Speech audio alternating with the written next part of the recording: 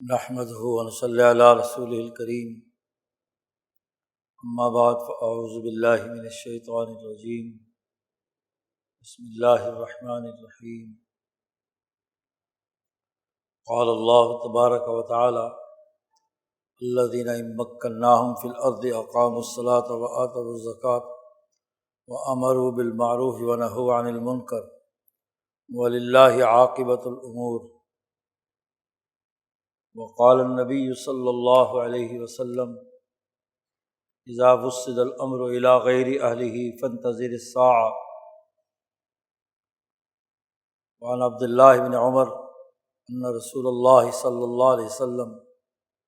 سابق بین الخیل التی ازمرت من الحفیاء، وقال النبی صلی اللہ علیہ وسلم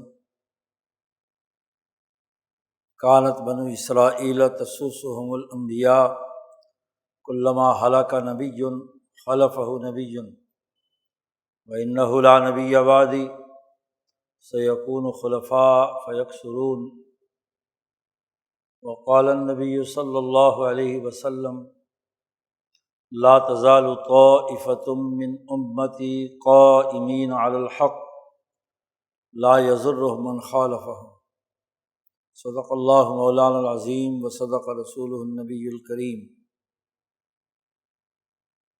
معزز دوستو، انسانیت کو کامیاب دیکھنا اللہ تبارک و تعالیٰ کو بہت ہی محبوب ہے۔ اللہ نے انسان کو اپنے ہاتھوں سے پیدا کیا۔ آدم علیہ السلام کی تخلیق کے بارے میں اللہ نے فرمایا ہے کہ خلقت بیدی، اپنے ہاتھوں سے اس کی تخلیق کی ہے، اس لیے اللہ کو انسان بہت ہی محبوب ہے۔ انسانیت کے ساتھ محبت کا تقاضا یہ ہے کہ اللہ تبارک و تعالیٰ نے آدم علیہ السلام سے لے کر رسول اللہ صلی اللہ علیہ وسلم تک انبیاء کا ایک سلسلہ قائم فرمایا، اور ہر ایک زمانے کے بدلتے رنگ کے ساتھ انبیاء علیہ السلام پر تعلیمات الہیہ نازل فرمائیں۔ زمانے کا جیسا رنگ تھا، دور کا جیسا تقاضا تھا، سوسائٹی کی جیسی ضروریات تھیں، اللہ تبارک و تعالیٰ نے اس کے مطابق انبیاء علیہ السلام پر انسانیت کی ہدایت اور رہنمائی کے لیے کتابیں نازل فرمائیں۔ فرمودات انبیاء انسانیت کے سامنے آئے، جن سے واضح طور پر انسانیت کی ترقی کی شاہراہ عظیم کھل گئی۔ انسان کی کامیابی اس بات میں ہوتی ہے کہ اس کے سامنے کام کرنے کا ایک واضح، صاف، شفاف راستہ کھل جائے، اور اس راستے کا علم بھی صحیح ہو، اور اس راستے پر عمل کرنے کا عملی نظام بھی انتہائی پرفیکٹ ہو۔ علمی ترقی اور عملی اس کی تعبیر اور اس کا نظام، یہ دونوں مل کر انسانیت کی ترقی کی راہ ہموار کرتے ہیں۔ علم نہ ہو، جہل ہو، تو انسانیت عمیق غار میں گر پڑتا ہے، اور اگر علم ہو اور عمل صحیح اور درست نہ ہو تو غضب الہی کا مرتکب ہوتا ہے، اس پر غضب نازل ہوتا ہے، مغضوب علیہم بن جاتا ہے۔ اس لیے علم و عمل کا امتزاج انبیاء علیہ السلام کے ذریعے سے انسانیت پر واضح کر دیا گیا۔ یہ دور جو اس وقت چل رہا ہے وہ حضرت محمد مصطفیٰ صلی اللہ علیہ وسلم کا دور ہے، جسے 1500 سال ہو چکے ہیں۔ قیامت تک یہی دور چلے گا، اور آپ صلی اللہ علیہ وسلم کی سب سے بڑی خصوصیت یہ ہے کہ آپ کل انسانیت کی طرف مبعوث ہوئے ہیں۔ انسانیت کو مجموعی طور پر جو خطرات لاحق ہو سکتے ہیں، مسائل اور مشکلات درپیش آ سکتی ہیں، ان تمام کا علاج و معالجہ علمی طور پر بھی اور عملی طور پر بھی رسول اللہ صلی اللہ علیہ وسلم نے انسانیت کے سامنے رکھا ہے۔ بالجبر نہیں بلکہ دعوت کے ذریعے سے، عملی نظام کے مشاہدے کے ذریعے سے، وہ نظام جس میں انسانیت کی ترقی کا صاف اور شفاف راستہ متعین ہوتا ہے۔ رسول اللہ صلی اللہ علیہ وسلم نے اپنی تربیت سے صحابہ کرام کی اولو العزم جماعت تیار کی، علم و عمل کا جامع بنایا۔ انسانوں میں کامیابی تبھی ہوتی ہے کہ جب اعلیٰ علم اور نمونے کا عمل، اس کی تربیت یافتہ ایک جماعت تیار ہو جائے۔ کتابوں میں لکھے ہوئے علم یا عمل کے ڈائمنشن سے انسان ترقی نہیں کر سکتا۔ ترقی تبھی ہوتی ہے کہ جب علم انسانی قلوب میں اتار کر اعلیٰ درجے کا فہم و شعور پیدا کر دیا جائے۔ اسی طریقے سے اس کا جو عملی منہج اور نظام ہے، اس کا بھی اعلیٰ درجے کا فہم و شعور اور عملی مہارت اور صلاحیتیں انسانی جماعت میں منتقل کی جائیں۔ کتابیں لکھنے سے یا کتابوں کے اندر تحریر ہونے سے انسانیت میں وہ منتقل کرنے کا ذریعہ تو بن سکتا ہے، لیکن جب تک کتاب عمل میں نہ آئے، انسانی وجود کا حصہ نہ بنے، وہ کبھی نتیجہ خیز نہیں ہو سکتا۔ میڈیکل کی کتاب میں اگر طب اور علاج کے طور طریقے جتنے مرضی لکھ دیے جائیں، جب تک وہ کسی ڈاکٹر کی صورت میں مرتسم نہیں ہوں گے، علاج معالجہ نہیں ہو سکتا۔ انجینئرنگ کی بڑی بڑی موٹی موٹی کتابوں میں تمام باتیں لکھ دی جائیں، جب تک وہ کسی انجینئر کے دل و دماغ اور اس کے وجود کی مہارتوں میں ظاہر نہیں ہوگی، کوئی عملی کام نہیں ہو سکتا۔ رسول اللہ صلی اللہ علیہ وسلم کا سب سے بڑا کمال یہ ہے، اور تمام انبیاء اور ان کے متبعین انعام یافتہ لوگ، وہ علم اور عمل دونوں کی نمونے کی شخصیات تیار کرتے ہیں۔ علم بھی اعلیٰ ترین درجے کا، اور جو اس کا عملی منہج ہے وہ بھی نمونے کا۔ تو رسول اللہ صلی اللہ علیہ وسلم نے صحابہ کی جو جلیل القدر جماعت تیار کی، اس میں کوٹ کوٹ کر علم بھی بھر دیا کہ انسانیت کی ترقی کا بنیادی علم کیا ہے، اور ان کے انگ انگ اور بدن بدن میں عملی مہارت اور صلاحیت بھی منتقل کر دی کہ کسی کام کو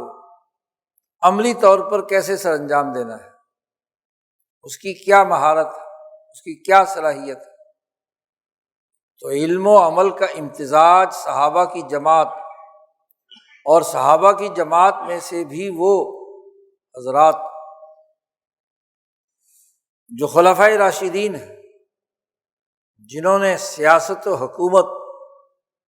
نظم مملکت کو براہ راست جماعت کی مشاورت سے چلایا ہے۔ اس لیے رسول اللہ صلی اللہ علیہ وسلم نے فرمایا ہے تمام امت مسلمہ، بلکہ تمام انسانیت کو، کہ علیکم بسنتی و سنت الخلفاء الراشدین المہدیین، تم پر لازمی ہے کہ میرا منہج اور طریقہ کار، میری قائم کردہ سنتیں 23 سالہ دور نبوی میں علم کے ارتقاء اور عمل کی مہارتوں کے انتقال میں انسانی دلوں میں منتقل کرنے میں نے جو طریقہ کار اختیار کیا تھا،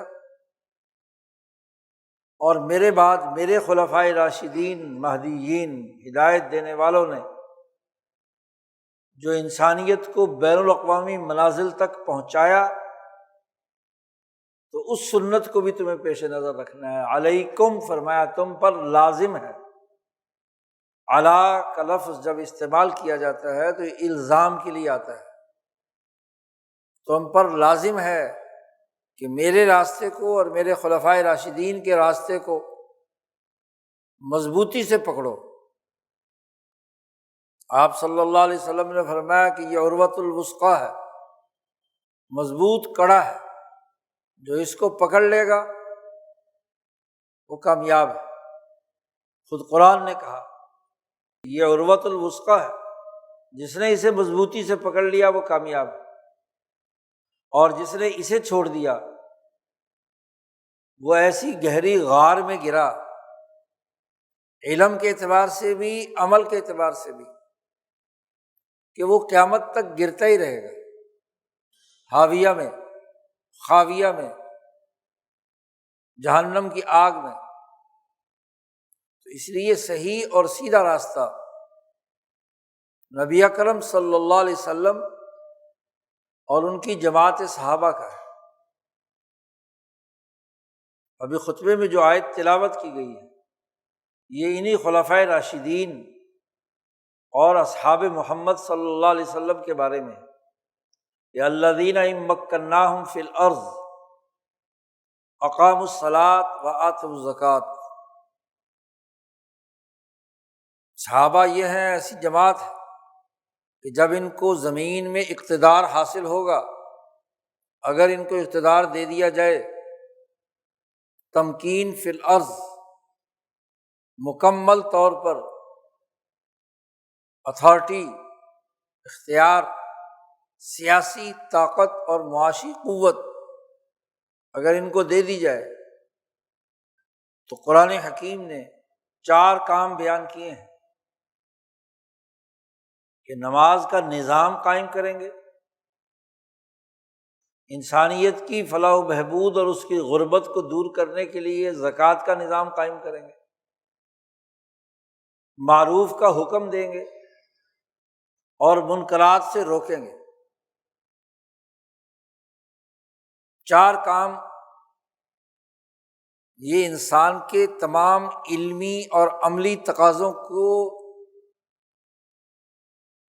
تکمیل بخشنے والے کام ہیں۔ سب سے پہلے انسان کی سب سے بڑی ضرورت، جس کی وجہ سے انسانیت باقی رہ سکتی ہے، اس کا بقا ممکن ہے، وہ اپنے خالق و مالک ذات باری تعالیٰ کے حضور میں نماز کی ادائیگی کا اہتمام کرنا ہے، اسی سے دعا مانگنا، اسی سے تعلق قائم کرنا، اپنے ذہن، قلب، عقل اور اپنے وجود سے سر سے پاؤں تک اللہ تبارک و تعالیٰ کے سامنے اخبات کی حالت پیدا کر، غیر اللہ سے نجات پا کر صرف اسی کی عبادت اور اسی سے مدد طلب کرنا۔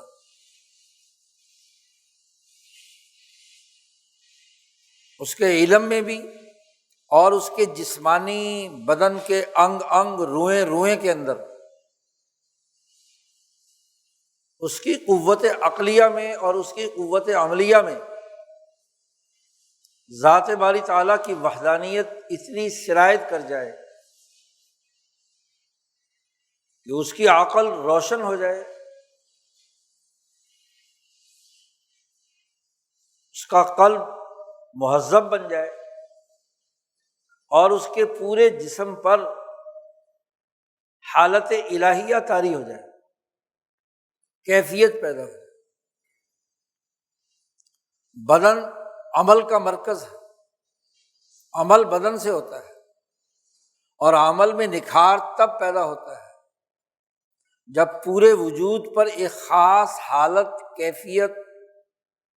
پیدا ہو جائے۔ جس شعبے سے بھی آپ تعلق رکھتے ہیں، جب تک اس شعبے کے علم کا آپ پر حال طاری نہ ہو تو نتیجہ نہیں نکلتا۔ ایک ہے اس کا علم عقل و شعور میں آ جانا، ذہن میں پیوست ہو جانا، ایک ہے اس کا حال بن جانا۔ ایک ڈاکٹر طبی کتابیں پڑھ لے، علم حاصل کر لے، لیکن وہ علم اس کے وجود کا حال نہیں بنا، مہارت اس کے مطابق پیدا نہیں کی، تو اس کا علم پورا نتیجہ نہیں دے سکتا۔ ایک انجینئر کو علم بڑا حاصل ہوگا، فلسفہ انجینئرنگ پر بڑی گفتگو کر سکتا ہے، لیکن حال نہیں پیدا ہوا، اس میں مہارت نہیں آئی۔ اسی لیے ایک جونیئر ڈاکٹر، جونیئر انجینئر کسی سینئر پروفیسر کی صحبت میں رہ کر ہاؤس جاب کرتا ہے، اس سے اس کی صلاحیت اور اس کا انداز اور اسلوب اس کے اندر منتقل ہوتا ہے، حالت بن جاتی ہے، کسی کام کو کیسے کیا جا سکتا ہے۔ تو نماز وہ عبادت ہے کہ جب اللہ وحدہ لا شریک سے تعلق قائم ہوا، اخبات کی صورت میں اس کے علم اور عقل کی بلندی بھی اس کے اندر پیدا ہو، اور اس کے پورے وجود پر وہ حالت بھی طاری ہو جائے، اور وہ حالت خدا سے مانگنے، اس کی عبادت کرنے، اس کے حضور میں اپنے آپ کو انتہائی خشوع و خضوع کی حالت میں لانے بغیر طاری نہیں ہو سکتی۔ تو ایک تو بنیادی کام حکمرانوں کا یہ ہے، خلفائے راشدین کا یہ ہے، جن کی اتباع کرنا ہر مسلمان پر لازمی بلکہ ہر انسان پر لازمی قرار دے دیا کہ علیکم بسنتی وسنت الخلفاء الراشدین المہدیین۔ تو یہ خلفائے راشدین جن کو تمکین فی الارض اگر ہوتی ہے اور ہوئی بعد میں رسول اللہ صلی اللہ علیہ وسلم کے بعد، تو انہوں نے سب سے پہلا کام انسانیت کو اللہ سے جوڑنے کا، اقاموا الصلاۃ، نماز کا ایک ایسا نظام جس سے اس کے پورے وجود پر حالت الہیہ بھی طاری ہو جائے، اور اس کی عقل اور شعور کے اندر حالت علمیہ بھی طاری ہو جائے، علم کے ذریعے سے اس کا دماغ روشن ہو جائے۔ ایسی روشنی جس کی روشنی میں وہ انسانیت کے مسائل کو سمجھ سکے اور اس کے حل کرنے کی اہلیت پیدا ہو جائے، اور یہ اس وقت تک نہیں ہوگا جیسے حالت جسم پر طاری کرنی ہے، ذہن و فکر کو علم سے مالا مال کر کے روشن کرنا ہے، ایسے ہی انسانیت کے ساتھ اس کے گرد و پیش کے تمام اشیاء جو اس کے زیر استعمال ہے، اس کا مال، جب اللہ کو ایک مانا تو اللہ کے کنبے کی ضرورت پوری کرنے کے لیے مال خرچ کرنا لازمی ہے۔ یہ حالت الہیہ کا اثر نہ صرف اس کے اس 6-7 فٹ کے وجود پر طاری ہو، بلکہ اس وجود کے ساتھ اس نے جو دولت کمائی ہے، جو مکان بنایا ہے، جو اس کے رشتے ناطے وجود میں آئے ہیں، انسانوں کے ساتھ جو اس کا انٹریکشن ہو رہا ہے، تو وہ مسکین و یتیم کے کھانے کا بندوبست، انسانیت کے حقوق کے لیے مال خرچ کرنے، دل کا کھلا ہونے کی بات اس کے اندر ہونی چاہیے۔ حالت الہیہ ہے تو اس کا مطلب یہ ہے کہ انسانی ضرورت میں مال خرچ کرنے کے لیے اس کا دل کھلا ہے، اور جو انسانیت پر مال خرچ نہیں کرتا تو اس پر حالت الہیہ طاری نہیں ہوئی، سینہ تو جکڑا ہوا ہے۔ رسول اللہ صلی اللہ علیہ وسلم نے اس کو ایک مثال سے واضح کیا کہ جو بخیل اور کنجوس ہوتا ہے وہ ایسا آدمی ہے جس نے کوئی ایسی لوہے کی زرہ پہنی ہوئی ہے جس کی کڑیاں ایک دوسرے کے ساتھ پھنسی ہوئی ہے اور اس کی گھٹن سے اس کا سینہ تنگ ہے، تو آدمی کا لباس اتنا تنگ ہو یہاں تک کہ سینہ اس کا جکڑا ہوا ہو تو اذیت کی حالت میں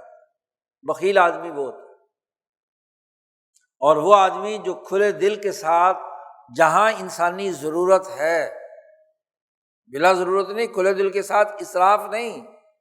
کہ گلچھرے اڑائے، کھلے دل کے ساتھ جہاں ضرورت مند موجود ہے، محتاج، مالی اعانت کی ضرورت ہے، کسی چیز کے استعمال کرنے کی ضرورت ہے، وہ معاون کو روکنے کا کام نہیں کرتا، وہ یتیم مسکین کی ضروریات کا کفیل بنتا ہے، لوگوں کو اس پر ابھارتا ہے، صورت معاون میں جیسے کہا گیا۔ تو نماز کے ساتھ یہ بات جڑی ہوئی ہے، گویا کہ اس میں وہ حالت الہیہ پیدا ہی نہیں ہوئی جو یتیم و مسکین کے کھانے کا بندوبست نہیں کر رہا۔ ایسی نماز کو اللہ نے کہا اس کے منہ پر مار دی جائے گی، ویل للمصلین۔ حالت الہیہ اور حالت علمیہ اور عقلیہ تقاضا کرتی ہے کہ اس حالت کا اثر اس کے ساتھ وابستہ مال و دولت، گرد و پیش میں موجود اشیاء کے حوالے سے بھی ہو، انسانوں سے تعلقات کے حوالے سے بھی، اس میں حسد ہے، کینہ ہے، بغض ہے، دوسرے کو قتل کرنے، نقصان پہنچانے کے جذبات موجود ہیں، تو گویا کہ حالت تو طاری نہیں ہوئی۔ اس لیے قرآن نے جہاں نماز پڑھنے کا حکم دیا ہے ساتھ ہی زکوٰۃ دینے کا حکم۔ امام شاہ ولی اللہ فرماتے ہیں کہ نماز اور زکوٰۃ کا چولی دامن کا ساتھ ہے۔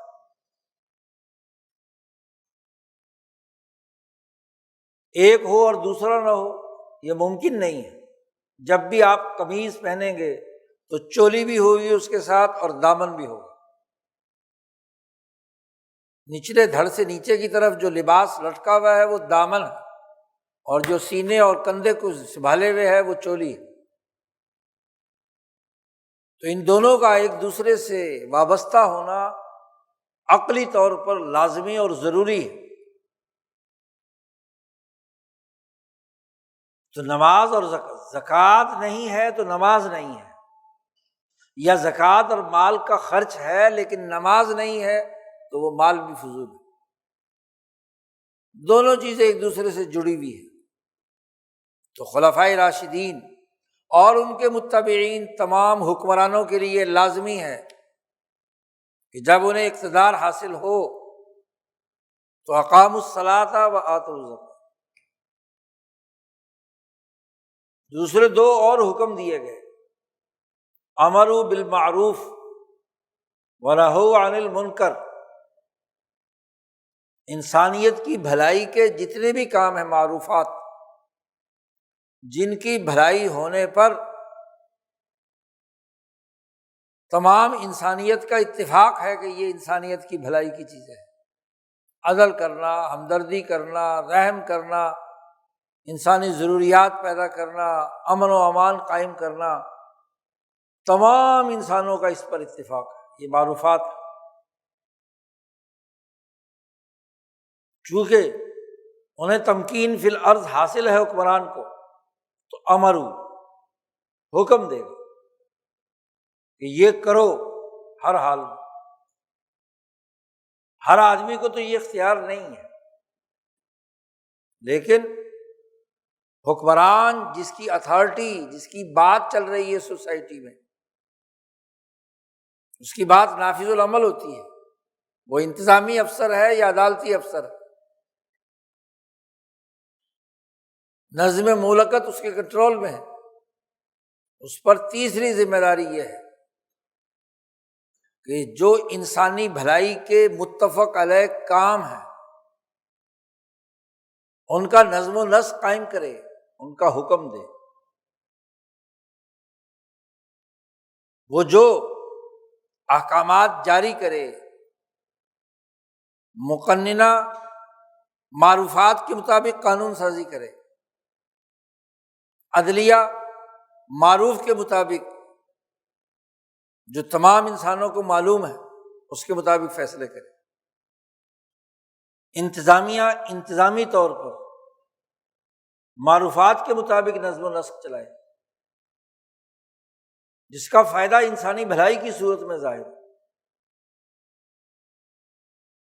اور وَنَهَوْا عَنِ الْمُنْکَرِ،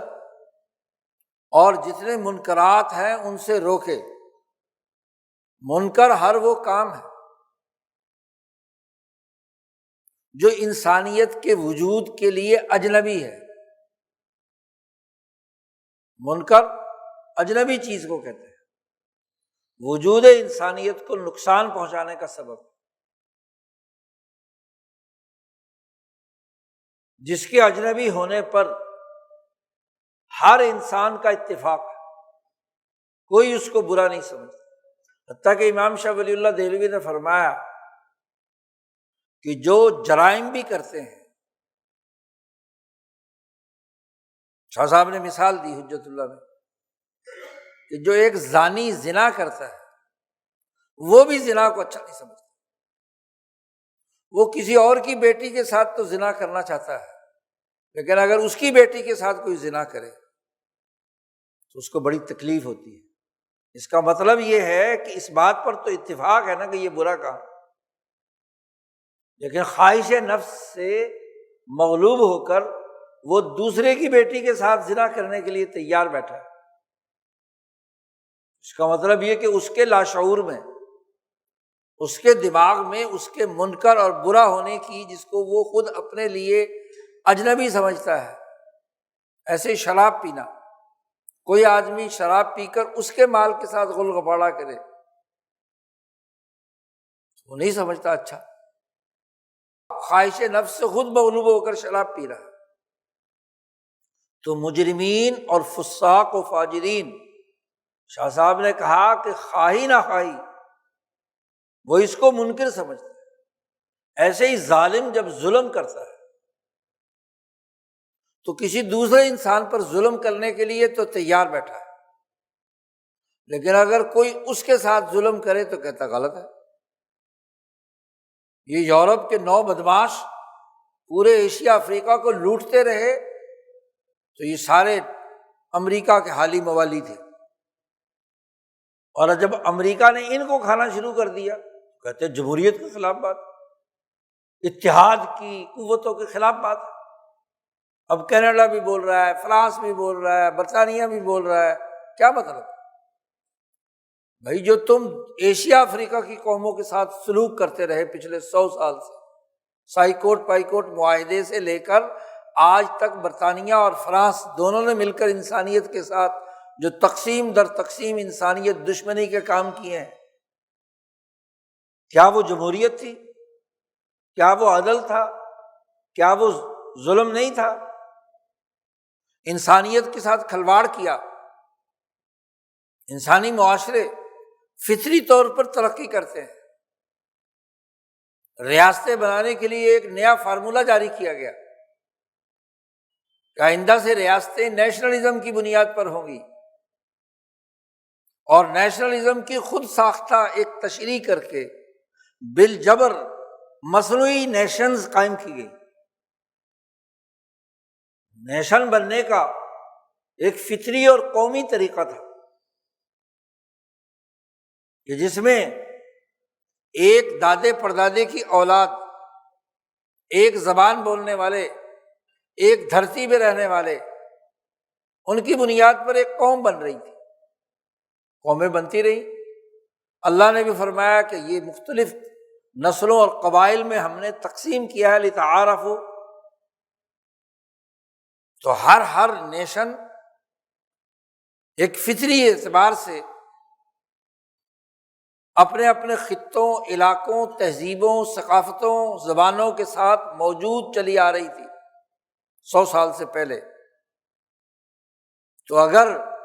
نیشنلزم کی بنیاد پر ریاستیں بنانی تھیں تو ایک تہذیب، ایک کلچر، ایک زبان، ایک جغرافیائی محل وقوع کے ساتھ اس نیشن کی جو سرحدیں تھیں اس کے مطابق اس کی کیا ہے، حدود اربع متعین کر دیا جانا چاہیے، لیکن نام نیشنلزم کا دیا اور قوموں کو تفریق پیدا کر کے لکیریں کھینچ کر ان کے علاقوں کو 3-3 4-4 حصوں میں تقسیم کر کے 3-3 4-4 ملکوں میں تقسیم کر کے ان ملکوں کو کہا کہ یہ ایک قوم ہے۔ عجیب تماشا نہیں ہے؟ منکر جس سے باز رہنے کا حکم دیا تھا، 1200-1300 سال مسلمانوں نے نیشنز کو، اقوام کو ان کے قومی تہذیبی دائرے کے ساتھ جو فطری اس کا نظم و نسق تھا اس کے مطابق قائم کیا، لیکن یہ مصنوعی نیشنلزم 1920 کے بعد جو دنیا پر مسلط کیا کہ جس خطے میں تقسیم کر کے اپنے مہرے پیدا کر کے عالمی نظام کے اعلی کار قوتوں کے نام پر ایک نیشنلزم بنا دیا۔ آپ ذرا نظر دوڑائیں 193 ملکوں پر، ان میں فطری طور پر نیشن کی اساس پر ریاستیں قائم کرنے والے کتنے ملک ہیں؟ ہر ملک میں آپ دیکھیں تقسیم در تقسیم مصنوعی طور پر کی۔ یہ جو کہا جاتا ہے کہ حکمران کسی بھی ریاست میں عوام کے مائی باپ ہوتے ہیں، یہ تبھی مائی باپ ہوتے ہیں کہ وہ واقعی نسلی طور پر، لسانی طور پر، شناخت کے طور پر جد امجد کی اولاد میں برابر ہوتے ہیں، اپنے ہی ہم وطن، اپنے ہی ہم نسل، ان میں سے جو اعلیٰ صلاحیتوں والے لوگ ہوتے ہیں وہ وہاں کے حکمران بنتے ہیں فطری طور پر۔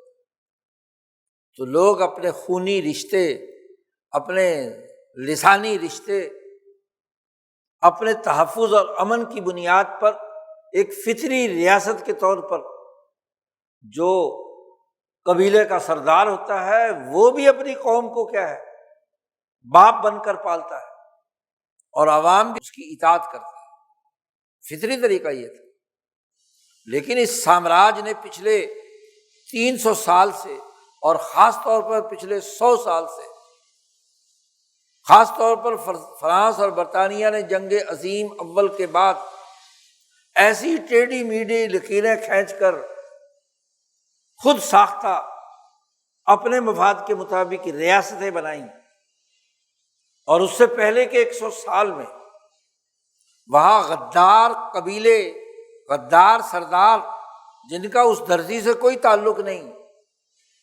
ان کو اس قوم کا نمائندہ بنا کر انہیں وہاں حکمران بنا دیا۔ ذرا نظر دوڑائیں آپ یورپ کو چھوڑ کر، ایشیا افریقہ کو، خاص طور پر لاطینی امریکہ کو، وہاں حکمران وہ بنائے گئے جن کا اس قوم سے کوئی رشتہ نہیں، اور اگر رشتہ ہے تو نام کا، مفادات پورے کرنے ہیں اس عالمی نظام کے،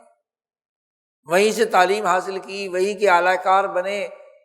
انہوں نے جو ایجنڈا دیا اسے نافذ العمل کیا، کہا جاتا ہے جی قومی لیڈر،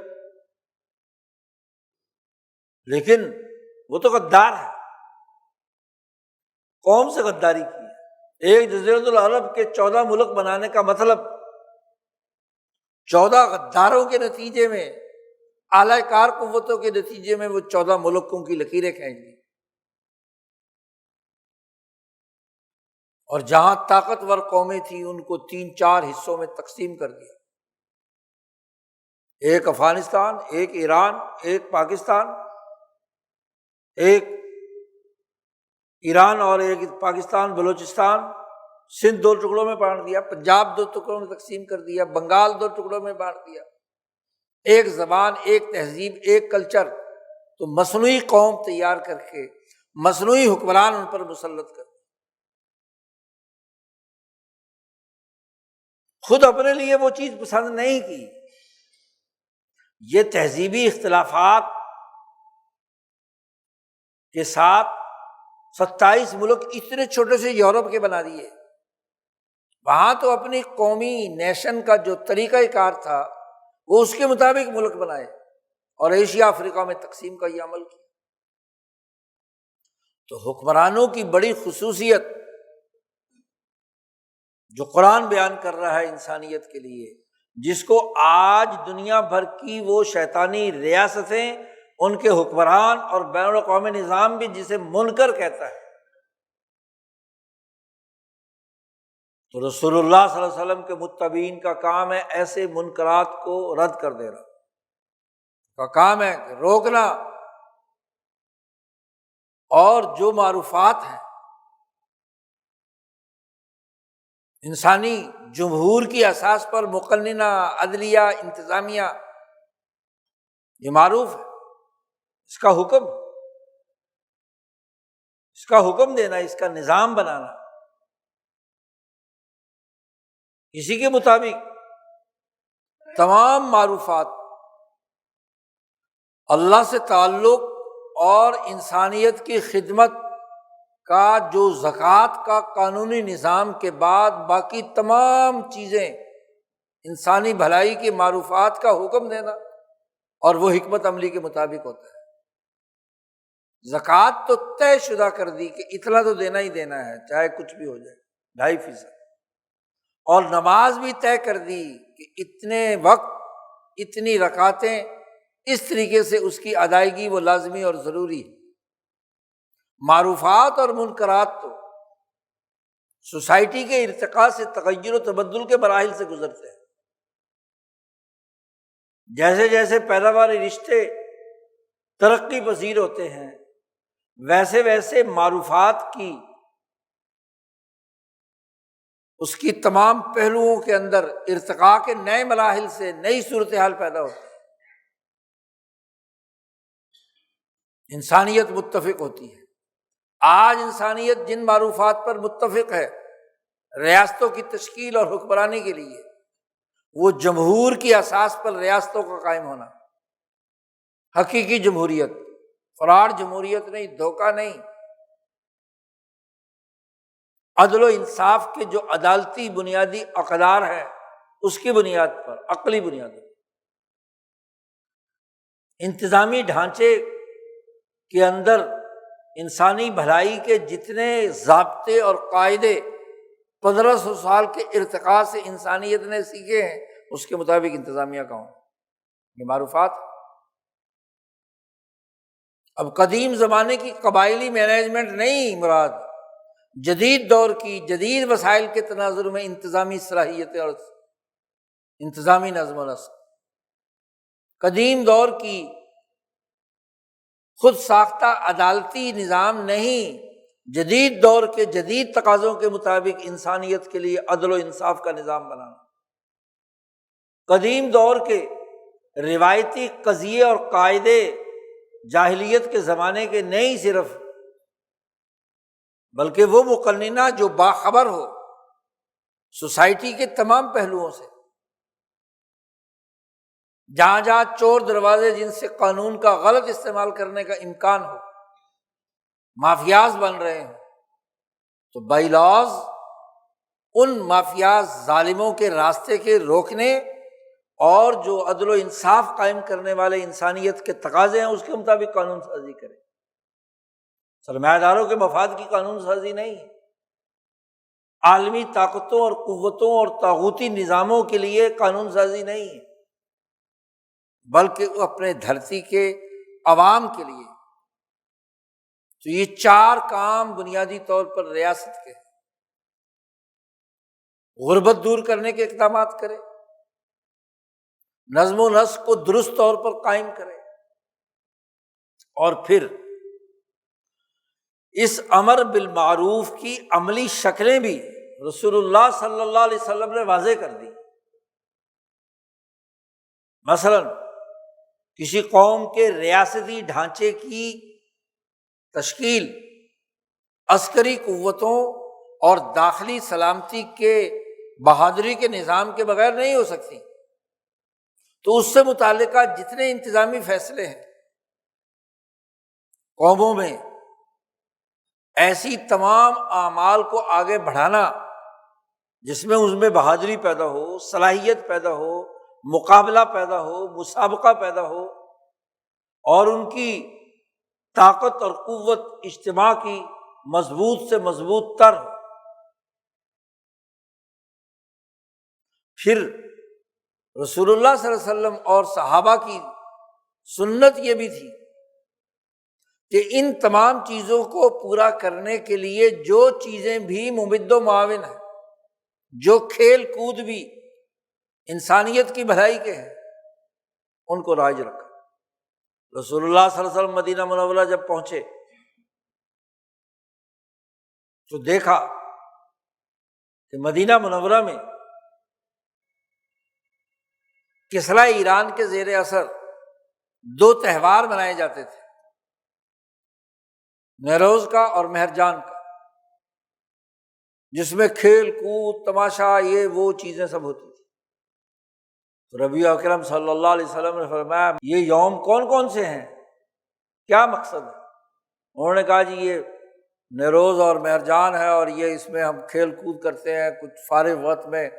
ہاں جی آپس میں کھیل تماشا کر لیتے ہیں تو دل ذرا مطمئن ہو جاتا ہے بس۔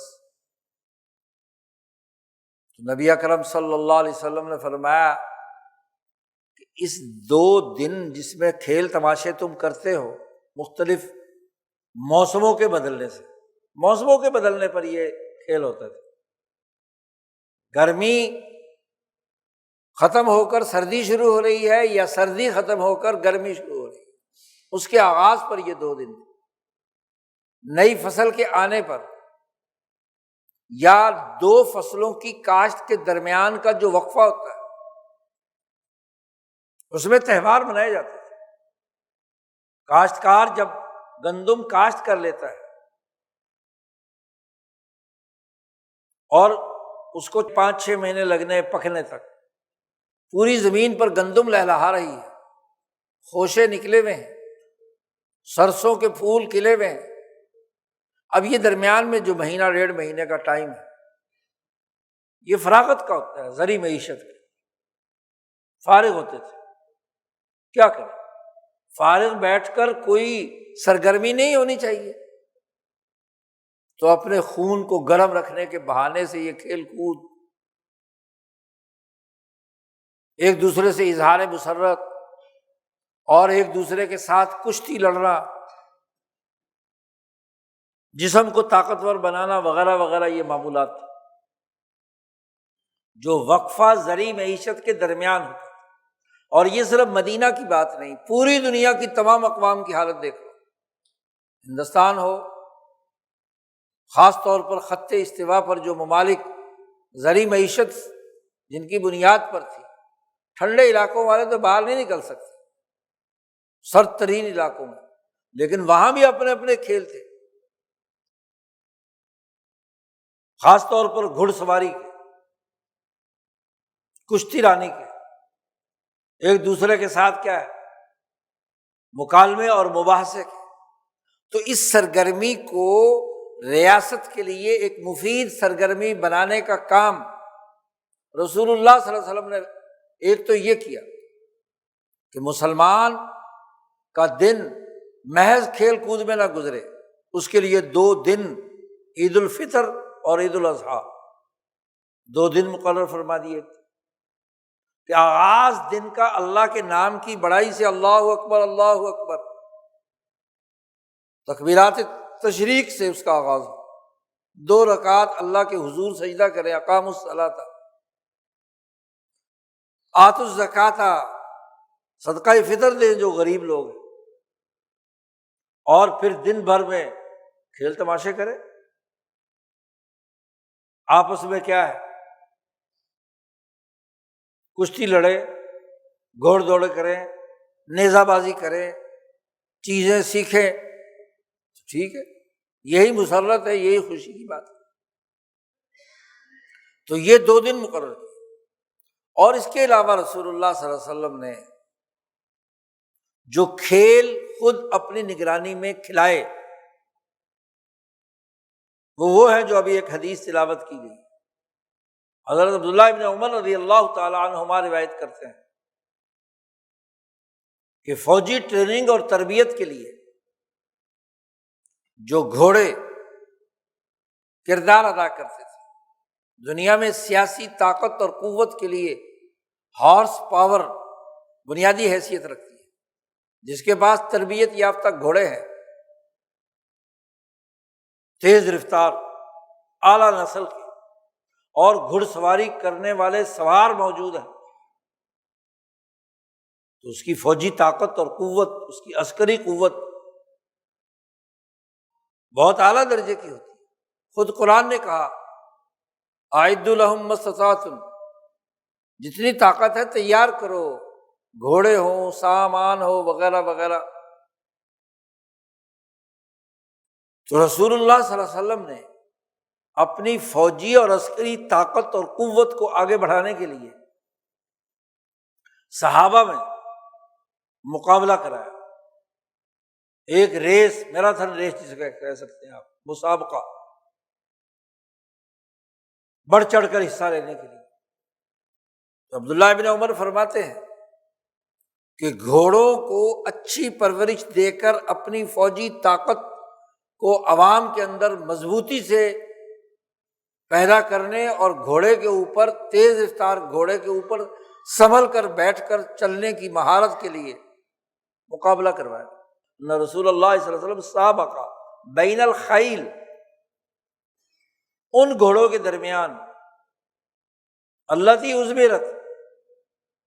مزمار کیے ہوئے گھوڑے جو تھے ان کا مقابلہ کروایا۔ غزوہ احد کے مغرب میں ایک مقام ہے جسے حفیہ کہتے ہیں، پہاڑی چھوٹی سی، اس نشان سے، یعنی اس دوڑ کے لیے ابتدا وہاں سے تھی، تو مغرب سے مشرق تک ثنیۃ الوداع اس گھاٹی کو کہتے ہیں کہ جہاں عموماً مدینے کے لوگ کسی مسافر کو روانہ کرنا ہوتا یا باہر سے کوئی مہمان آ رہا ہوتا تو اس کو رسیو کرنے کے لیے آتے تھے۔ جیسا کہ رسول اللہ صلی اللہ علیہ وسلم جب مدینہ آئے تھے تو مدینے کی بچیوں نے جو رسول اللہ صلی اللہ علیہ وسلم کے استقبال کے لیے شعر و شاعری کی تھی، یہ تقریباً 5-6 میل کا فاصلہ ہے، 8-9 کلومیٹر حفیہ سے ثنیۃ الوداع تک۔ تو جو تیز رفتار جن کا اضمار کیا گیا گھوڑے، ان کی دوڑ کرائی، مسابقہ کرایا کہ کون گھوڑا جو ہے اچھا آگے نکلے گا۔ اضمار ایک اصطلاح ہے، گھوڑے کو ٹریننگ دینے والے فوجی نظام میں وہ اس اصطلاح کو جانتے ہیں کہ پہلے گھوڑے کو جو اچھی نسل کا ہو خوب کھلایا پلایا جاتا ہے، چارہ پانی جو بھی ممکنہ، اس کی عمدہ سے عمدہ غذا، اور خوب موٹا تازہ کر لیتے ہیں اسے۔ پھر اسے ایک کمرے میں بند کر کے ایک تدریج کے ساتھ اس کی غذا کم کرتے جاتے ہیں، اور اس کے اوپر ایک موٹا سا کمبل، تو وہ اس بہت سارا موٹا سا کمبل یا رضائی اس کے اوپر ڈال دیتے ہیں، کمرے میں بند کر دیتے ہیں ایک مخصوص جگہ پر، چلاتے پھراتے نہیں، اور غذا دن بدن ایک خاص ترتیب کے ساتھ جو ماہرین ہوتے ہیں وہ غذا میں کمی کرتے جاتے ہیں۔ اس کے نتیجے میں انہیں شدید پسینہ آتا ہے، اور پسینے کے نتیجے میں جسم کے اندر جو موٹاپا ہوا تھا بہت زیادہ غذا کھانے کے نتیجے میں اس کا جو پانی ہے وہ باہر نکل آتا ہے۔ پانی بھی خاص مقدار میں دیتے ہیں، گویا کہ اس کو روزے رکھواتے ہیں مختلف وقفوں کے ساتھ، تو پانی جسم سے نکل جاتا ہے اور توانائی جو ہے وہ اس کے پٹھوں اور اس کی ہڈیوں میں رچ بس جاتی ہے۔ جو اصل غذا پہلے کھلائی ہے یا عمدہ ترین غذا جو مقدار میں کم ہوتی ہے، جس میں پانی کم ہو، وہ اس کو کھلائی جاتی ہے، دانہ دن کا، تو وہ ایک چھریرا بدن ہو جاتا ہے، بالکل سلم جسے کہتے ہیں۔ اور سلم بدن اور نسلی گھوڑا ہو، وہ جب دوڑ لگاتا ہے تو پھر اس کا کوئی پیچھا نہیں کر سکتا۔ یہ گھوڑے وہ تھے جن کے بارے میں یہاں روایت میں الفاظ آئے کہ اللتی ازمرت، اضمار کیا گیا تھا۔ تو ان گھوڑوں کی دوڑ کا مقابلہ تمام گھوڑے اور ان کے گھڑ سوار حفیہ کے نشان پر ایک جگہ پر کھڑے ہو گئے اور پھر ان کی ریس کرائی، مقابلہ، مسابقہ۔ تو عبداللہ ابن عمر رضی اللہ تعالیٰ عنہ فرماتے ہیں کہ میں بھی اس مسابقہ میں شریک تھا، یا خود شریک تھے، نوجوان تھے، یا یہ کہ وہاں جو تماشا دیکھنے والے چاروں طرف کھڑے ہوئے ہیں تو جوش اور شوق اور جذبہ پیدا ہوا، اور ایک دوسری ریس بھی کرائی حضور صلی اللہ علیہ وسلم۔ وہ ثنیۃ الوداع سے مدینے کے دوسری طرف ایک جگہ تھی، بنی زریق ایک محلہ تھا ان کی ایک مسجد تھی جو باہر میدانی علاقے، تو اس مسجد سے اس ثنیۃ الوداع کے درمیان یہ 1.5 کلومیٹر کا فاصلہ تھا، 1 میل 1.5 میل ہوگا۔ یہ وہ گھوڑے تھے کہ جن کو اس طریقے سے مزمار نہیں کیا گیا، وہ کھا کھا کے موٹے ہوئے، تو موٹے کے درمیان جب دوڑ ہوگی تو بیچارہ جلدی ہانپ جائے گا، تو موٹے آپ ایک دوسرے سے دوڑ نہیں کر سکتے، تو ان کے لیے جو فاصلہ رکھا گیا تھا وہ تھوڑا تھا تاکہ شوق اور جذبہ پیدا ہو، یہ کھیل ہے۔ اسی طرح رسول اللہ صلی اللہ علیہ وسلم نے مسجد نبوی کے صحن میں لوگوں کے درمیان تلوار بازی، نیزہ بازی کا باقاعدہ مقابلہ کیا جاتا ہے۔ مسجد نبوی کے صحن میں مدینہ کی آبادی کے درمیان اتنی بڑی وسیع جگہ نہیں تھی، آبادی کے باہر تو تھا میدان، گھروں کے درمیان مسجد نبوی تھی، وہاں بنی ارفدہ حبشیوں کا ایک قبیلہ، ان کے نوجوان، ان کے درمیان مقابلہ ہوا، تو حضور صلی اللہ علیہ وسلم اس مقابلے کے بارے میں عائشہ صدیقہ سے کہتے ہیں کہ تو نے یہ کھیل دیکھنا ہے؟ کہا کہ ہاں دیکھنا ہے۔ تو حضرت عائشہ فرماتی ہے کہ رسول اللہ صلی اللہ علیہ وسلم میرے حجرے کے دروازے میں کھڑے ہو گئے، اور میں نے رسول اللہ صلی اللہ علیہ وسلم کے کندھے پر اپنا چہرہ ٹھوڈی رکھ لی، اور کافی دیر تک مجھے وہ تماشا دکھاتے رہے کہ کیسے ایک دوسرے پر یہ تلوار بازی کی مہارت اور صلاحیت حاصل کر رہے ہیں، کافی دیر سے۔ 2-3 دفعہ حضور صلی اللہ علیہ وسلم مجھ سے پوچھا کہ بس، میں نے کہا نہیں، ابھی اور دیکھنا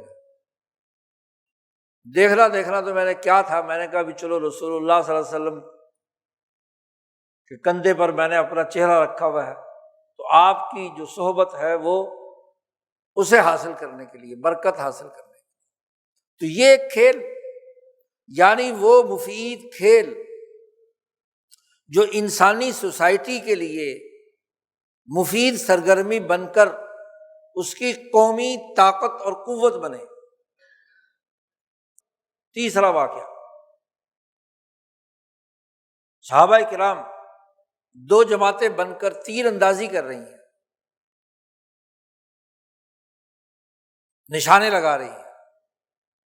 تو رسول اللہ صلی اللہ علیہ وسلم وہاں پہنچے، تو آپ صلی اللہ علیہ وسلم نے فرمایا کہ میں اس جماعت کے ساتھ ہوں، چلو کرو مقابلہ۔ تو دوسری جماعت جو ہے نا وہ تو بیٹھ گئی، انہوں نے کہا یا رسول اللہ آپ اس جماعت میں ہیں تو ہم آپ کے خلاف کیسے تیر استعمال کریں، یہ نہیں ہو سکتا۔ تو حضور نے فرمایا کہ چلو تم تیر اندازی کرو، میں دونوں کے ساتھ ہوں۔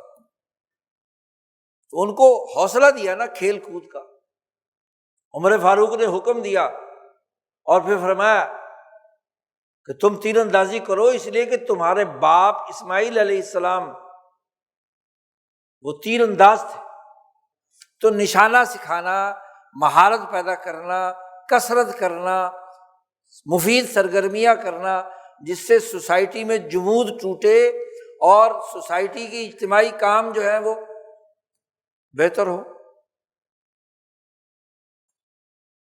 حضرت عمر فاروق نے تو باقاعدہ حکم نامہ جاری کیا کہ علموا اولادکم،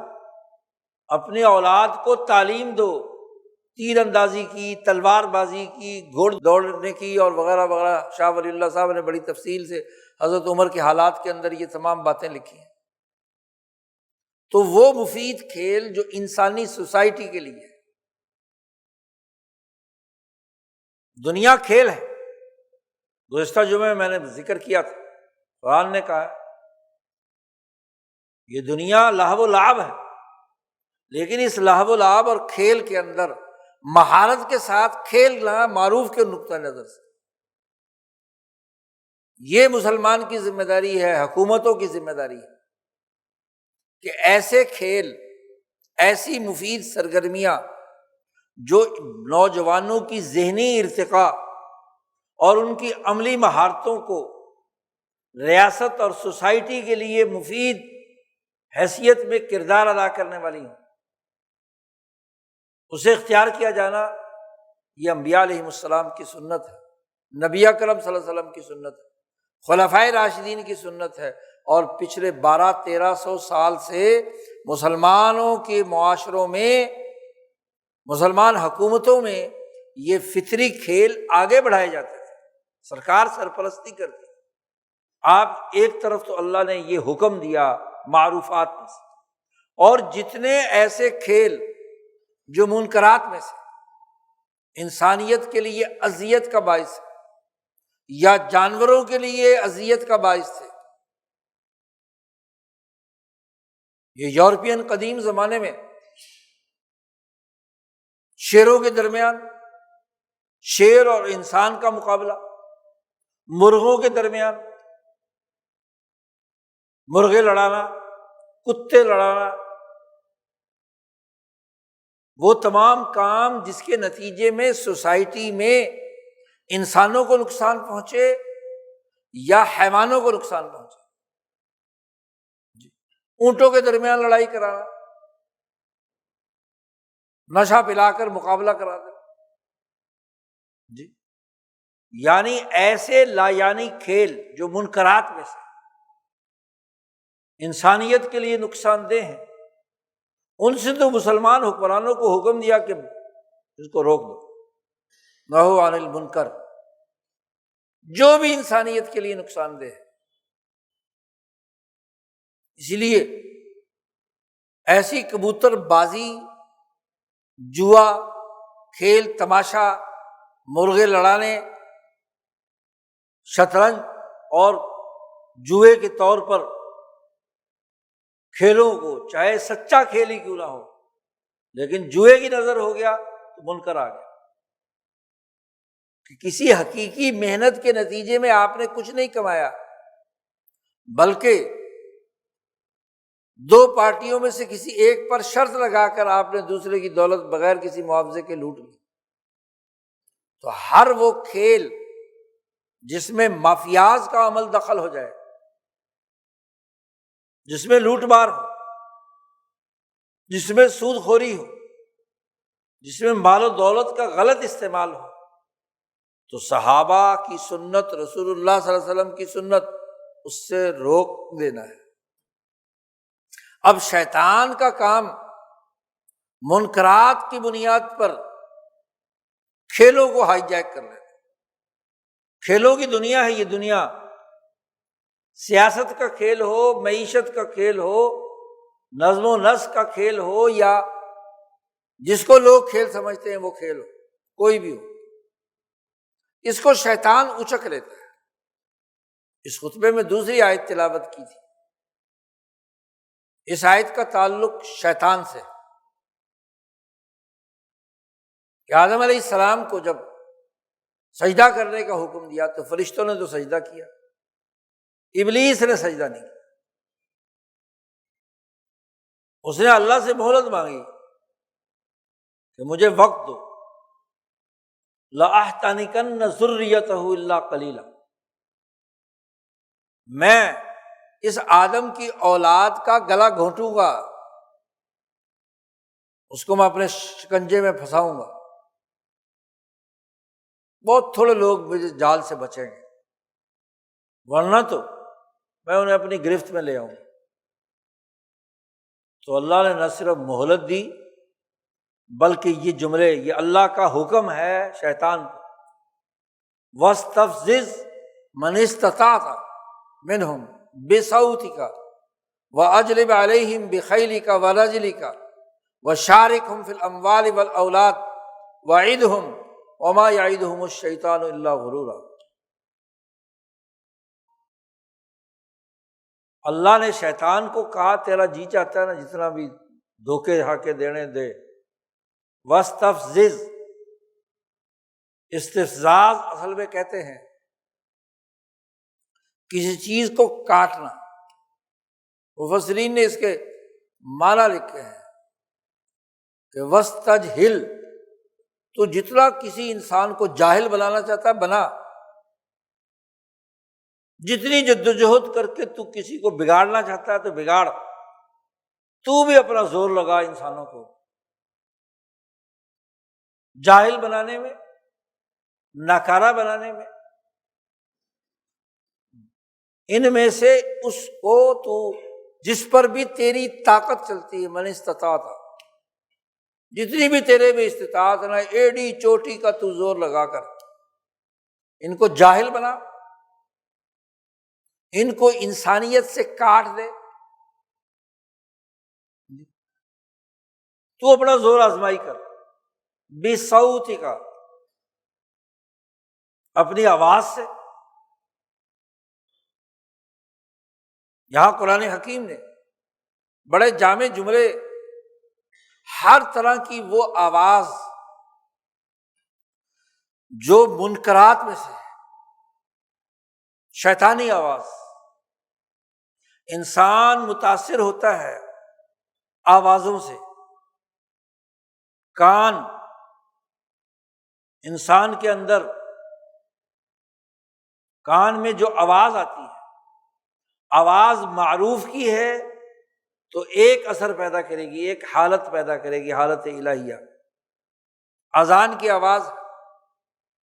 تو وہ اللہ کی طرف بلانے کی حالت الہیہ طاری کرے گی، اور اگر شیطان کی آواز ہے، شیطانی شور شرابہ ہے، بو کاٹا کا، شور مچانے کا، گانے بجانے کا، رسول اللہ صلی اللہ علیہ وسلم نے فرمایا کہ یہ غنا، گانا بجانا، یہ مزمار، یہ ینبت النفاق، دل کے اندر نفاق کو اگاتا ہے، اس کا بھی ایک اثر ہوتا ہے، آواز کے ذریعے سے اس کے خیال کو متاثر، اس کے دل کو کیا ہے۔ تو انسان کے حواس میں سے، علم کے ذرائع میں سے، محسوسات میں سے کان ہے، اس کی آواز کا کان کے ساتھ بڑا گہرا رشتہ ہے۔ تو شیطان کو کہا بصوتک، اپنی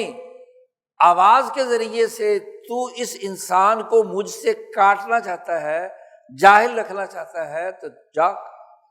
طاقت زور لگا، بصوتک واجلب علیہم بخیلک ورجلک۔ اجلاب اور جلبہ اسے کہتے ہیں اصل میں، کہ بازار میں جب خرید و فروخت کا بازار بڑے عروج پر ہوتا ہے تو وہاں جو ہما ہمی اور شور شرابہ، لین دین کا، سودا بیچنے کا، اتنے کی لے لو، اتنے کی لے لو، اور لینے والے اس سے بھاؤ تاؤ کرتے ہیں، تو اس سے جو اجتماعی شور بازار میں پیدا ہوتا ہے جسے جلبہ کہتے ہیں، یعنی انسانوں کا ہجوم، یا کوئی بھی جماعت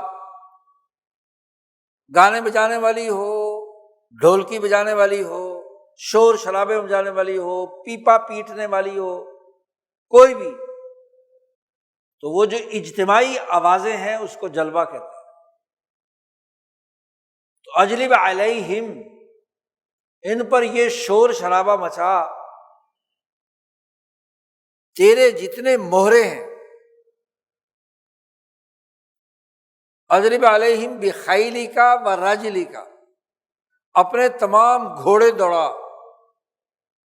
اپنے تمام پیدل سوار دوڑا۔ راجل پاؤں سے چلنے والا آدمی، مشاط،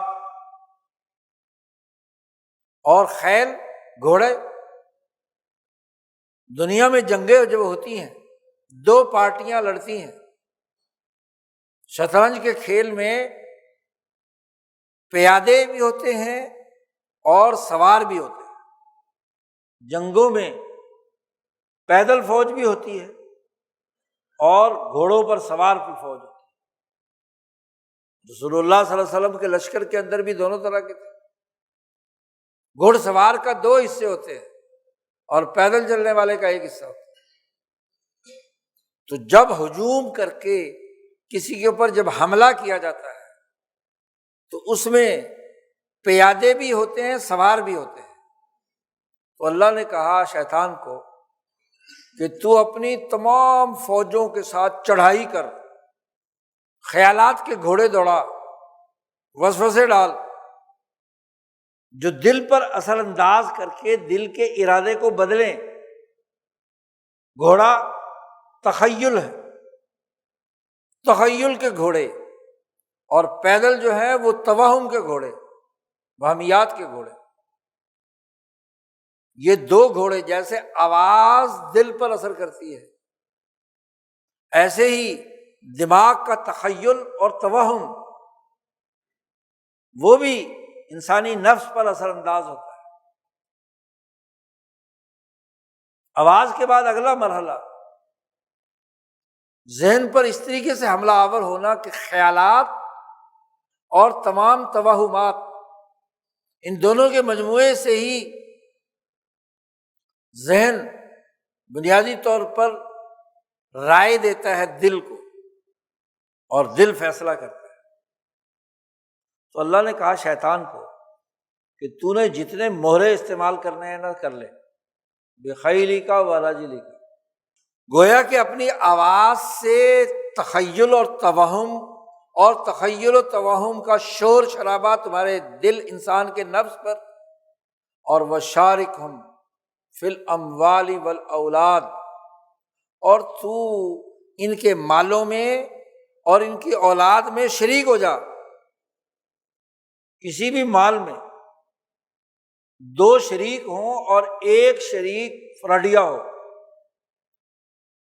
تو اس کے پاس بڑے گھپلے ہوتے ہیں۔ مشترکہ کی ہنڈیا بیچ چوراہے پھوٹتی ہے۔ جو خالصتاً اس کی محنت کا کمایا ہوا مال تھا یا اللہ نے اسے دیا تھا، اس مال میں تو بھی جا کے شریک ہو جا۔ اور اس کی شرکت کیا ہے؟ زکوٰۃ سے روکے، انفاق سے روکے، بخل پیدا کرے۔ الشیطان یعدکم الفقر ویأمرکم بالفحشاء، شیطان تمہارے ساتھ وعدہ کرتا ہے، تمہیں ہر وقت یہ ڈراتا رہتا ہے کہ وہ پیسے خرچ کرے گا تو بھوکا ہو جائے گا، فقیر ہو جائے گا، تو تیری دولت میں کمی آ جائے گی۔ یہ ہے اس کے اندر شریک ہونا۔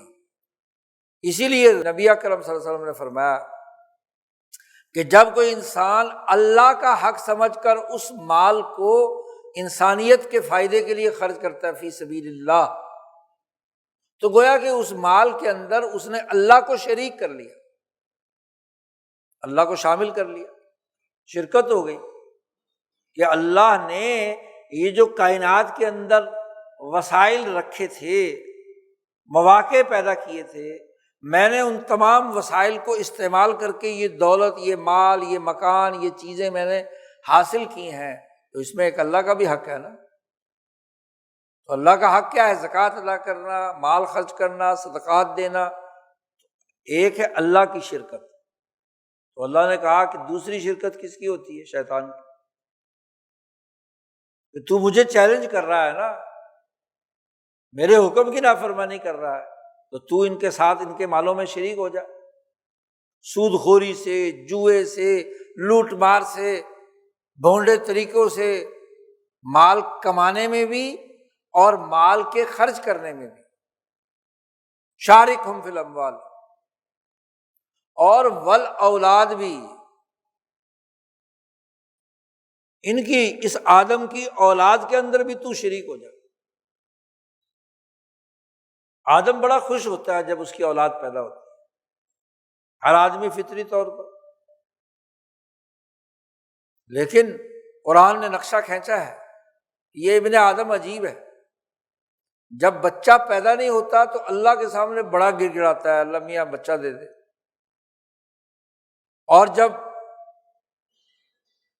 عورت کو حمل ٹھہرتا ہے پھر بڑا گر گڑا کر اللہ سے دعا مانگتا ہے بھی سارے 9 مہینے بڑے اچھے گزر جائیں، بچہ آ جائے۔ اچھا جب وہ بچہ پیدا ہوتا ہے تو پھر کہتے ہیں یہ جو فلانے پیر نے دیا، فلانے بت نے دیا، فلانے نے دیا، تو اللہ کے ساتھ اس کو شریک کر لیتے ہیں۔ قرآن نے اس کی وضاحت تفصیل بیان کی ہے۔ تو یہ جو شرک ہے اللہ نے دیا ہے صرف، اور کسی نے نہیں دیا، اور وہاں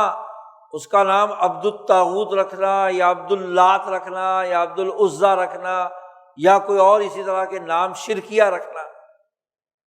اولاد کے اندر شرکت ہو گئی۔ اور اگر وہاں سے بچ گیا، نام بڑا اچھا لکھا ہے، اور آج کل تو شیطان کی شرکت یہ بھی ہے، حدیث کے تناظر میں مفسرین نے لکھا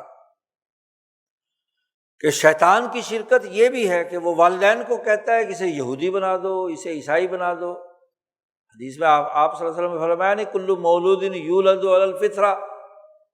بچہ تو فطرت اسلام پر پیدا ہوا تھا، توحید پر پیدا ہوا، لیکن ابواہ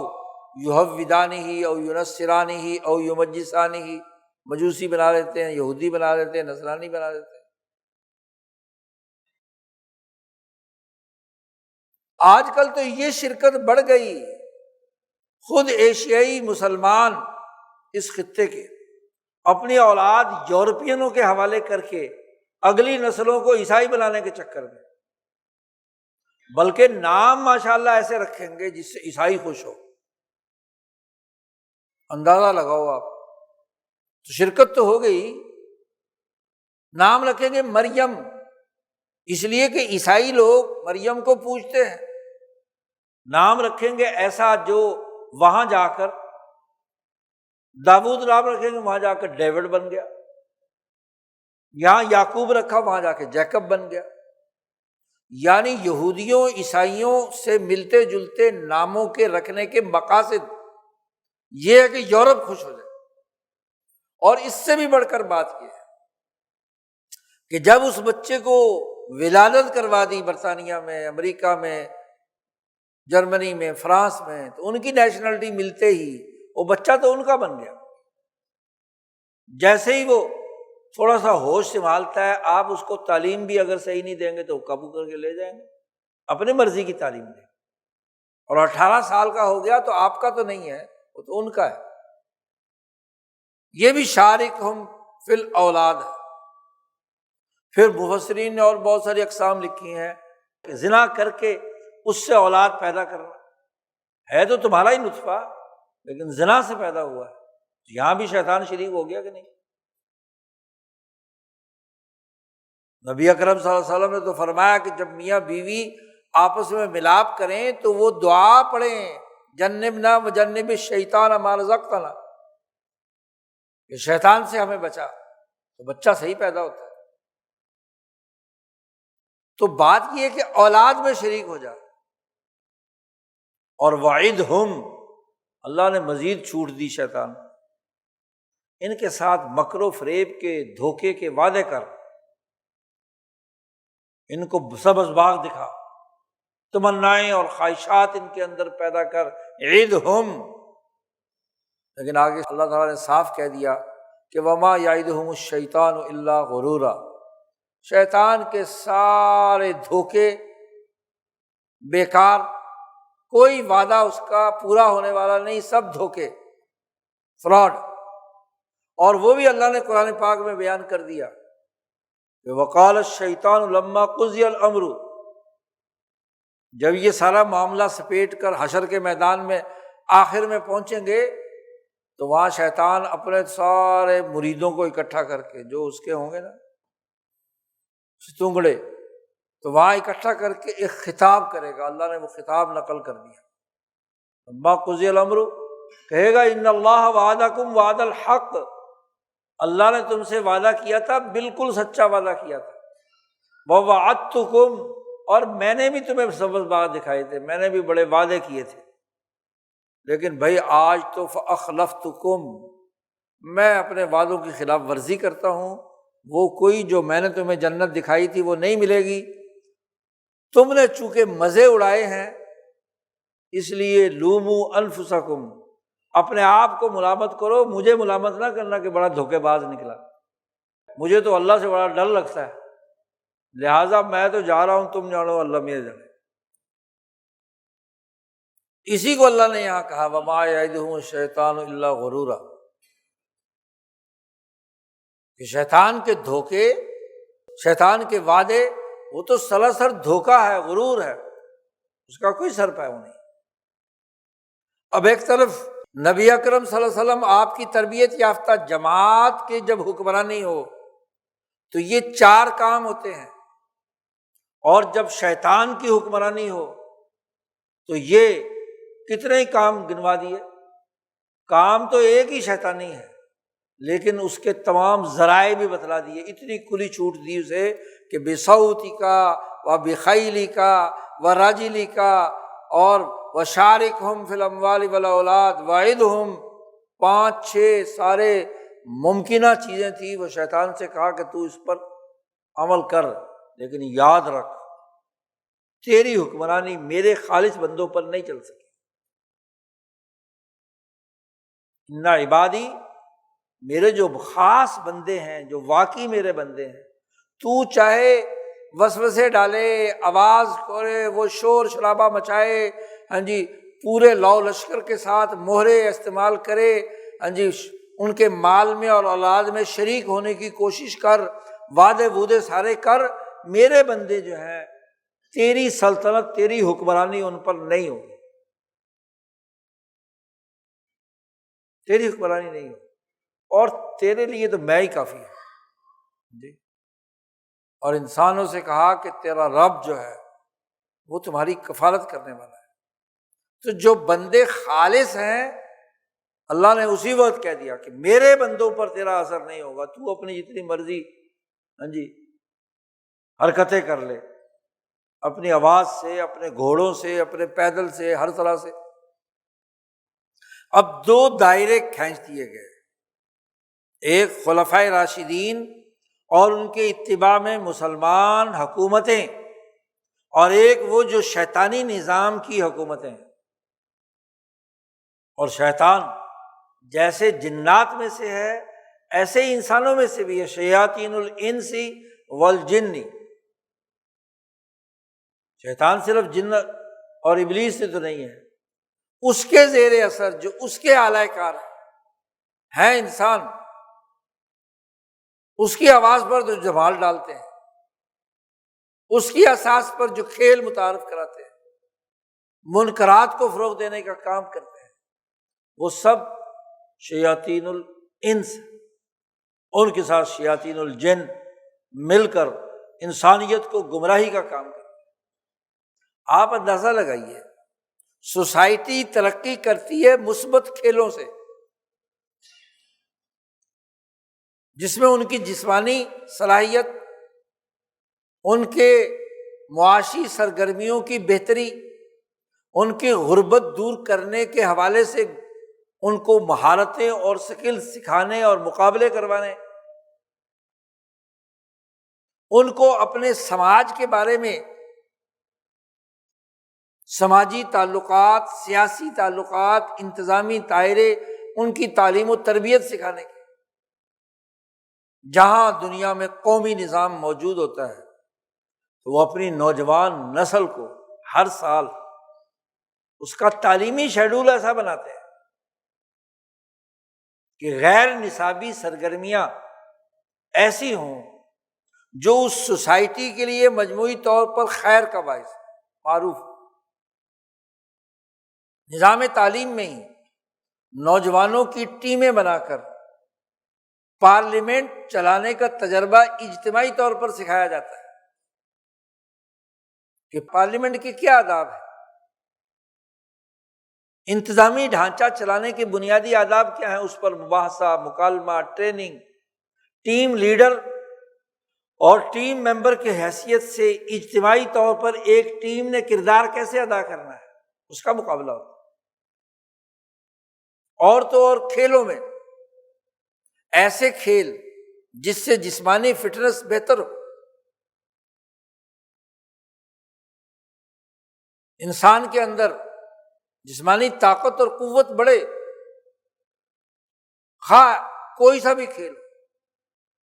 لیکن جس میں سرگرمی ہو جسمانی، اس کی ٹانگیں اچھا کام کریں، اس کے بازو اچھا کام کریں، یا ایسے مقابلے جس سے ذہن تیز ہو، تشخیص اذہان، ذہنوں کے اندر مہارت اور صلاحیتیں پیدا ہوں، مسابقے اس میں، مقابلے اس میں، کہ علمی اور عملی سرگرمیاں، ان کی مہارت، صلاحیت اور اس کے تجربے دنیا کے مہذب ممالک اور ان کی ریاستیں قدیم زمانے سے، آپ جتنی بھی عادلانہ حکومتیں سابقہ ہوں یا نبی اکرم صلی اللہ علیہ وسلم کے بعد آنے کے بعد جو ریاستوں میں انقلابات برپا ہوئے، سیاسی اور ریاستی ڈھانچے بنے، اس میں مفید سرگرمیاں ہمیشہ معاشرے میں کی جاتی ہیں،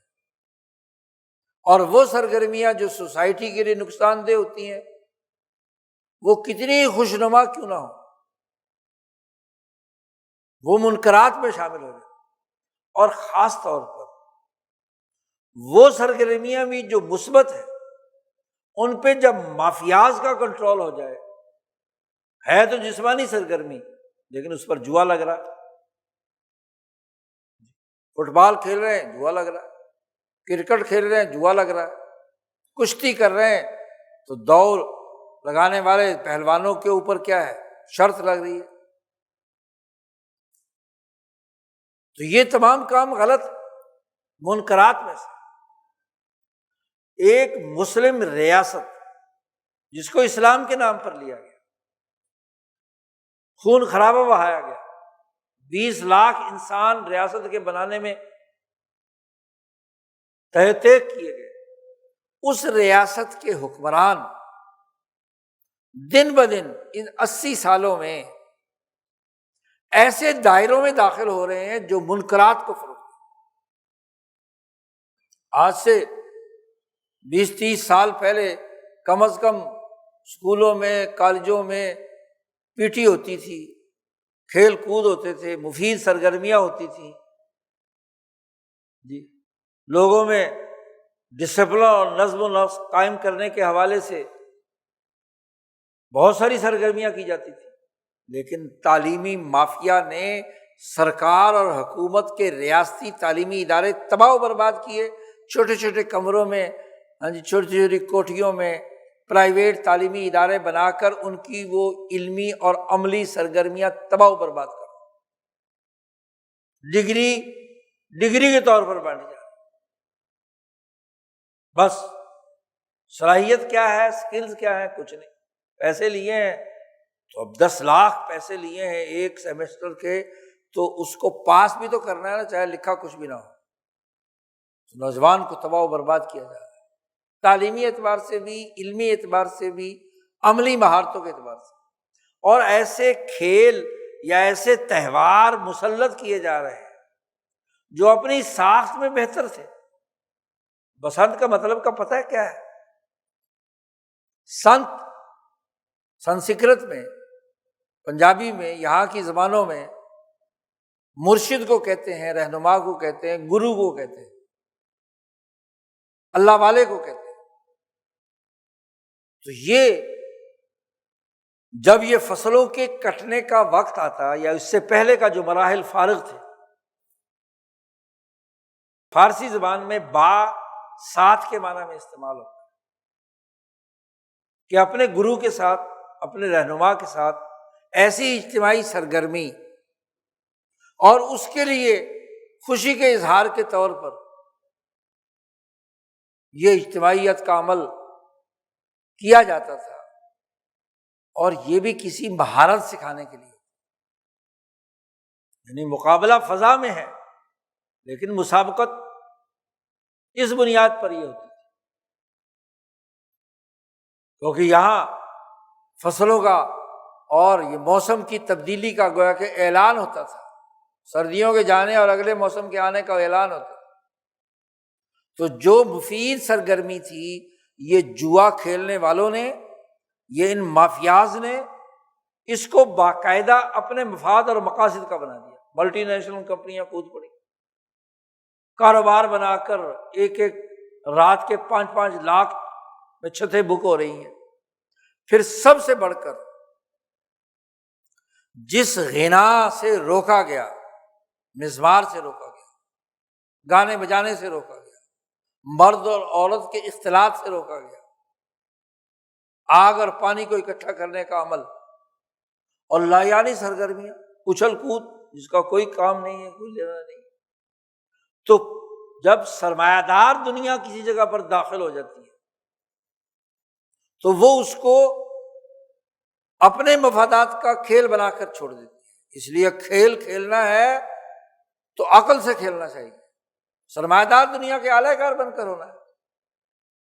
ملٹی نیشنل کمپنیوں کی اجارہ داری اور ان کی پروڈکٹ کے فروخت کے لیے اعلی کار بنانا ہے کھیل۔ آج کا یہ زمانہ پچھلے 100 سال کا، اس نے تو ہر اچھی مفید چیز کو مفادات کا کھیل بنا دیا۔ جی حج بھی کیا ہے؟ پیسے اکٹھے کرنے کا سرمایہ دارانہ کھیل بنا دیا، زیادہ سے زیادہ لوگوں کی جیبوں سے پیسہ بٹورو، فٹ بال کو،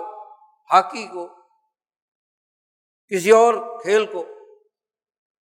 یعنی اس میں جب سرمایہ دار داخل ہو کر جوا لگانے لگا، انسانیت دشمنی کا کام، اور پھر عام لوگوں کی جیبوں سے پیسے بٹورنے کا، اور خاص طور پر حرام کے پیسے کمائے ہوئے ہوں تو اسی کا ٹکٹ، اسی کی بنیاد پر باقی سارے کام۔ پھر ریاست کا نظم و نسق مثبت چیزوں اور صحیح بنیادوں پر ٹیکسیشن کی بنیاد پر چلتا ہے، اور اس طرح کے حربے اختیار کر کے ریاست لوگوں کی جیبوں سے پیسے بٹورنے لگ جائے، ان کے اجارہ دار مافیاز مختلف چیزوں پر اجارے قائم کر کے اپنے مفادات کا ذریعہ بنانے لگ جائیں، تو یہ معروف ہے۔ اصل بات یہ ہے جو نبی اکرم صلی اللہ علیہ وسلم نے فرمائی کہ جب کسی قوم پر نااہل حکمران مسلط ہو جاتے ہیں تو اس قوم کے قومی نظام کی قیامت آ گئی۔ آپ صلی اللہ علیہ وسلم نے فرمایا اذا وسد الامر الی غیر اہلہ فانتظر الساعہ۔ ایک دیہاتی آیا، رسول اللہ صلی اللہ علیہ وسلم واعظ فرما رہے تھے، آتے ہی اس نے آپ صلی اللہ علیہ وسلم سے پوچھا متی الساعہ، قیامت کب آئے گی؟ تو حضور اپنی گفتگو جو کر رہے تھے اس میں مشغول رہے۔ کچھ لوگوں نے کہا کہ حضور نے بات سنی، کسی نے کہا کہ سنی نہیں، آپ نے اس کا سوال ہی نہیں سنا۔ خیر جب بات مکمل ہوئی تو حضور صلی اللہ علیہ وسلم نے فرمایا کہ این السائل، کہاں ہے وہ سائل جس نے سوال کیا قیامت کے بارے میں؟ کھڑا ہو گیا، انہوں نے کہا میں ہوں، ہاں انا یا رسول اللہ۔ پوچھا اس نے قیامت کب آئے گی؟ تو حضور صلی اللہ علیہ وسلم نے فرمایا اذا ضیعت الامانات، جب انسانوں کی امانتیں ضائع کر دی جائیں گی، مالی امانتیں، حکومتی امانتیں، سیاسی امانتیں، معاشی امانتیں، انتظامی امانتیں، جب امانات ضائع کر دی جائیں گی تو فانتظر الساعہ، قیامت کا انتظار۔ اب دیہاتی جس کے تصور میں بھی نہیں تھا کہ کیا کوئی ایسا زمانہ بھی آ سکتا ہے کہ جب لوگ امانت میں خیانت کریں گے، سادہ لوگ تھے عرب لوگ، خیانت کا تصور ہی نہیں تھا۔ جو امانت ذمہ داری ہم نے لی ہے وہ ذمہ داری ہم پورا کریں گے۔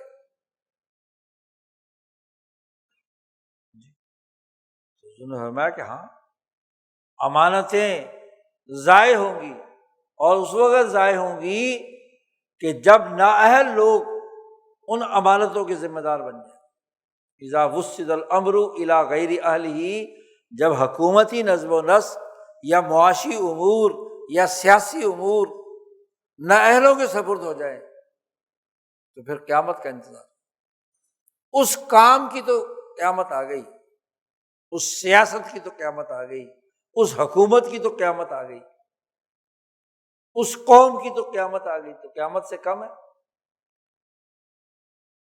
سوسائٹی کی اجتماعیت کو توڑنے والا ہر عمل، غریب کی غربت کا مذاق اڑانے والا ہر عمل، مسکین کی ضروریات کو پورا نہ کرنے والا عمل، بد امنی، جہاں لاکھوں روپے کی پتنگ اور ڈور اور اس کے لاکھوں کے نام سے کیا چھتیں بک کی جا رہی ہیں، وہاں غریب کا تو مذاق ہے، کروڑوں کے کھابے ہیں۔ تو دین کا مذاق اڑانے کے نتائج بہت خطرناک ہیں۔ اس سے اچھا تو متحدہ ہندوستان میں یہ چیزیں منائی تھے، ہندو مناتے، سکھ مناتے، منا رہے ہیں وہ تو، سرحد پار امرتسر میں، جلندھر میں، پنجابیوں کا تو یہ تہوار ہے، سکھوں کا تو ٹھیک ہے، مناتے رہے۔ آپ پر لازم تو نہیں تھا متحدہ ہندوستان میں، کیونکہ آپ اقلیت میں تھے۔ یہاں آپ اکثریت میں ہیں، یہاں آپ کے حکمران مسلمان ہیں، ان پر تو لازم ہے کہ وہ اسلام کا مذاق نہ اڑائیں۔ اسلام کا مذاق اڑا کر، اسلام کے نام پر انسانیت کا مذاق اڑا کر، یہ سب سے بڑی توہین ہے، غضب الہی کو دعوت دینا ہے۔ توبہ کرنے کی ضرورت ہے۔ قرآن جو کہتا ہے توبوا الی اللہ جمیعا ایھا المؤمنون، علیحدگی اختیار کرنا ضروری ہے۔ یہ کوئی ایسا تہوار نہیں ہے کہ جس کو کہا جائے کہ جی چلو ہو گیا، جس کے پیچھے مافیاز ہیں، انسانیت دشمنی کے کام ہیں، غربت کا مذاق ہے، امن و امان کو تباہ و برباد کرنا ہے، تو یہ انسانیت کی توہین ہے، مسلمانوں کی توہین ہے۔ اللہ تعالی ہمیں دین اسلام کی تعلیمات کو درست تناظر میں سمجھنے اور اس کے اجتماعی تقاضوں کو پورا کرنے کی توفیق عطا فرمائے۔ وآخر دعوانا الحمد للہ رب العالمین۔